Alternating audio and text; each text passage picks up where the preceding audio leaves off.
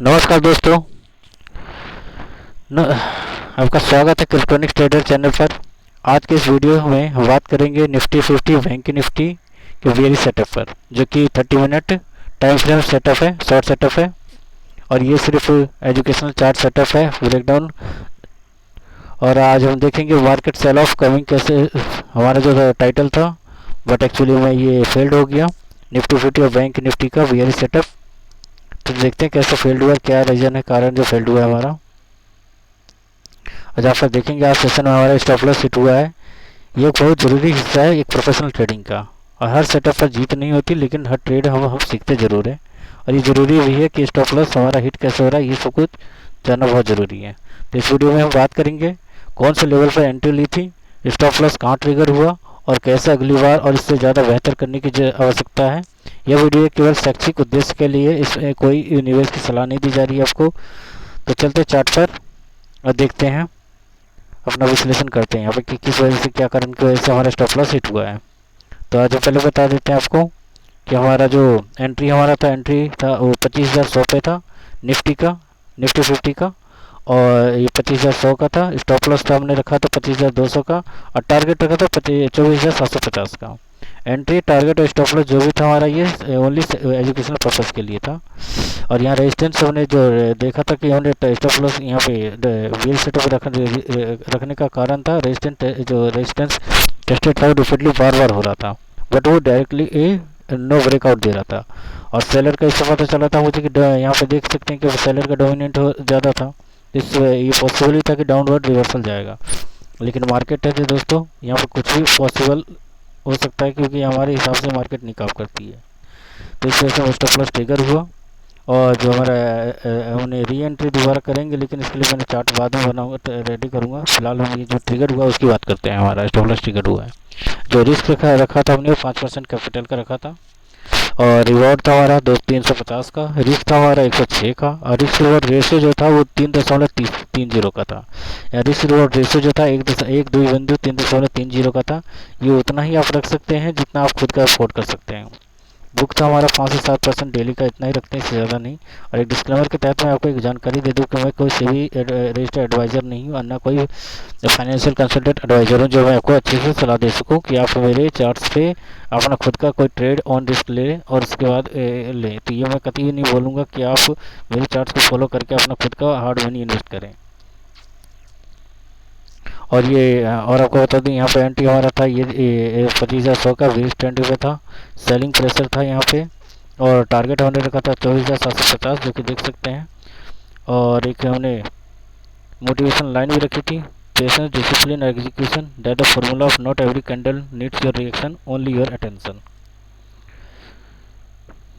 और हमारा एक क्वेश्चन था छोटा सा कि what is a candlestick chart and why it is used for in trading. A candlestick chart shows the open, high, low, close price for specific time frame. It helps trading analyze price action, spot patterns like trends, reversal और consolidation. Chart जो है हमारे trading view का है।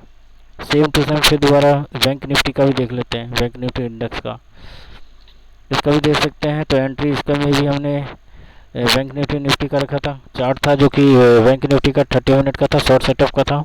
और entry हमारा 56,750 का था। स्टॉप लॉस हमारा 57,050 का था। और टारगेट हमारा 55,600 का।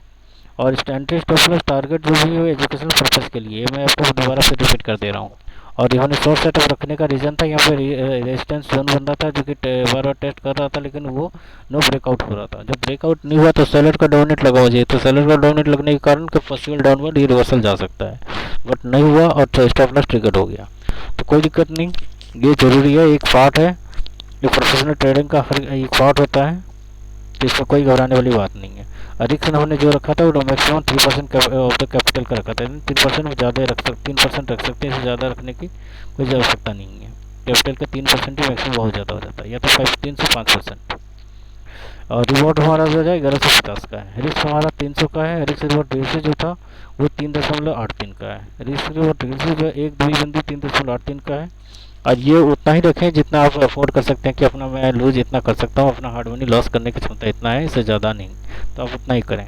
बुक जो कि 5 से 7% इनफ हो जाता है। डिस्क्लेमर के तहत मैं आपको बता दूँ अभी भी दोबारा कि मैं कोई सेबी रजिस्टर्ड एडवाइज़र नहीं हूँ, मैं कोई फाइनेंशियल कंडीशन कंसल्टेंट एडवाइज़र नहीं हूँ। ये मेरी खुद की ओन स्ट्रेटेजी है जो कि मैं खुद फॉलो करता हूँ। और ये मेरा उद्देश्य है कि बाकी को भी इस तरह से मैं एजुकेट कर पाऊँ। अगर जिसको किसी को कुछ थोड़ा भी प्रॉफिट हुआ है मेरे एजुकेशन इस चार्ट से, तो वो मेरे टेलीग्राम चैनल को आप विजिट करें, वहाँ पे बहुत सारे ढेरों आपको चार्ट्स मिल सकती है लर्निंग पर्पज़ के लिए। और टाइम जो था आज का वो 15 जुलाई 2025 9:20 को मैंने चार्ट रेडी किया था। तो मिलते हैं सेशन के एंड में दोस्तों, और देखते हैं कि कैंडल रिवर्स करता है नहीं करता है। अगर नहीं करता है तो हम इस स्टॉप करेंगे और नेक्स्ट ट्रेड के लिए फिर दोबारा नया सेटअप तैयार करेंगे। धन्यवाद दोस्तों।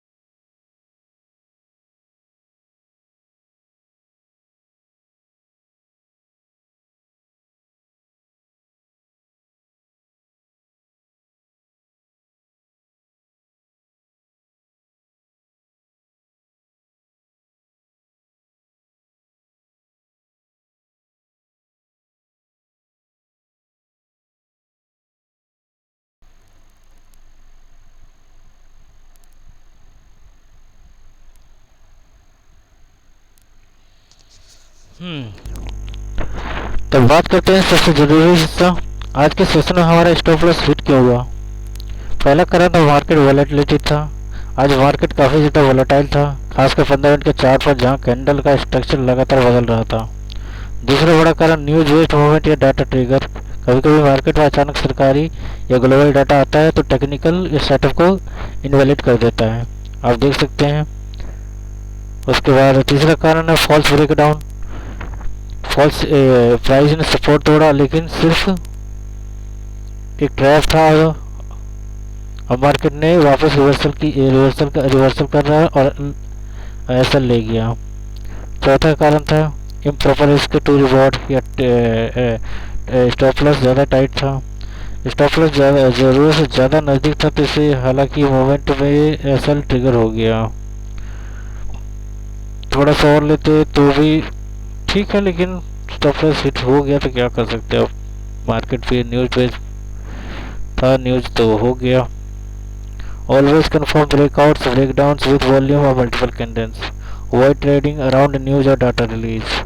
स्टॉप लॉस हमेशा लॉजिकल जोन पर हो, सिर्फ फिक्स पॉइंट पर नहीं। और सबसे ज़रूरी लॉस तो एक पार्ट है गेम का, तो बेटर है कि हम लर्निंग करें और अपने स्टॉप लॉस हिट के रीजन के कारण को समझें। और न्यूज़ वेस्ट हो तो उसका कोई तो मतलब निकलता नहीं है, तो वहाँ पे सारी चीज़ फेल्ड हो जाता है। तो मार्केट काफ़ी चीज़ों पे बेस्ड जो वर्क करता है। हम तो सिर्फ अपने कैंडल स्टिक के पैटर्न पे ही देख सकते हैं, मार्केट न्यूज़ को बेस पे देख सकते हैं। कब क्या होगा ये हमारे हाथ में नहीं होता है। यह सेक्शन का वीडियो एक pro level trading journal education content में बदल देगा। अगर चाहे मैं तो वो तो रोज आपको एक नए सेटअप मिलेगा। और एंड के सेशन के एंड में यही बताना चाहूँगा फ्रेंड्स कि आज का सेटअप हमारा स्टॉप लॉस हिट रहा, तो इससे सीखने को बहुत कुछ मिलेगा और सीखते रहेंगे डेली का डेली। अगले नेक्स्ट सेशन में देखते हैं हम कल क्या होता है नहीं होता देखते हैं फिर। तो धन्यवाद दोस्तों। अगर आपको मेरा ये सेशन अच्छा लगा होगा तो मेरे चैनल को सब्सक्राइब करें, क्रिप्टन चैनल को, यूट्यूब चैनल को, और लाइक एंड सब्सक्राइब और शेयर करें। और कोई भी डाउट हो तो आप मेरे कमेंट में आकर के कमेंट कर सकते हैं, मैं उसका खुद आकर जवाब दूंगा। और आपको किसी चैट की ज़रूरत हो जैसे like crypto, commodity, forex, alt coins, Nifty 50, किसी का भी, तो आप मेरे टेलीग्राम चैनल पर आकर विजिट करें। मैं वहाँ पे क्लैरिफिकेशन पूरा डिटेल वाइज आपको दूंगा और आपको जो भी चैट्स की रिक्वायरमेंट होगी वहाँ पे हम डिस्कस कर सकते हैं। धन्यवाद दोस्तों, सेशन को यहीं पे एंड करते हैं।